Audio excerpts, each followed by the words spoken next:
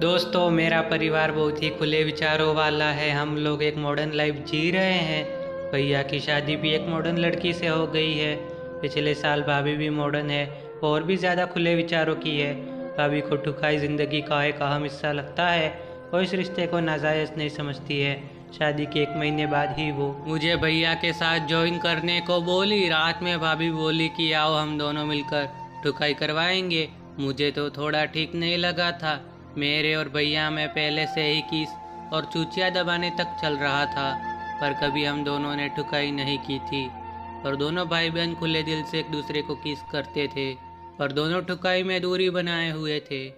कुछ दिन तो टालती रही, पर ठुकने का मन बहुत कर रहा था। एक दिन की बात है, भैया और भाभी दोनों मूड में थे और पापा मम्मी लंदन गई थी। हम पूरे परिवार नेपाल में रहते हैं। घर में भैया भाभी और मैं थी। रात को ज़ोर ज़ोर से आवाज़ें आ रही थी क्योंकि भाभी ठुक रही थी।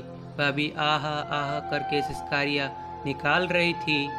मैं अपने कमरे में अपनी चिड़िया को सहला रही थी। थोड़ी देर बाद मेरी भाभी नंगी, बिल्कुल नंगी, मेरे कमरे में आ गई।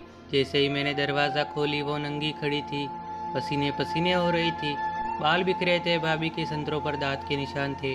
भाभी बोली, ननंद आ जाओ, ज्वाइन कर लो, ज़िंदगी के मज़े लो। मैं थोड़ी नर्वस होने लगी। तभी वो मेरी हाथ पकड़ लिए और अपने कमरे की तरफ खींच कर ले जाने लगी।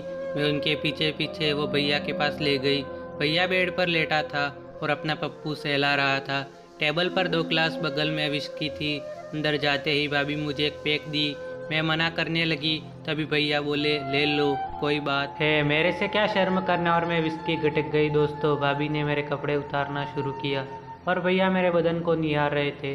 जब पूरा कपड़ा उतर गया तब भैया बोले, ओ क्या माल है यार, मज़ा आ गया। और भाभी भैया के अंग को चूसने लगे और फिर स्पीड मेरा बढ़ गया।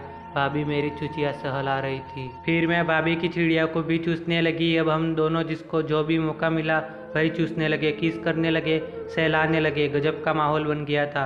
भैया ने मुझे लिटा दिया और अपना पप्पू मेरे मुंह में देने लगे।